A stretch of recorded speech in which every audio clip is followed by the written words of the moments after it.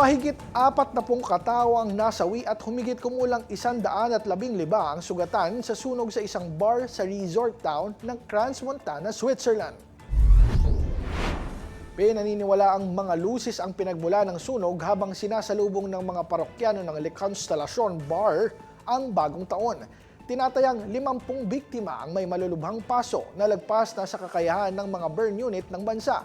Nakikipag-ugnayan ng mga otoridad sa European Union upang mailipat ang ilang pasyente sa mga ospital sa Germany, Italy at France.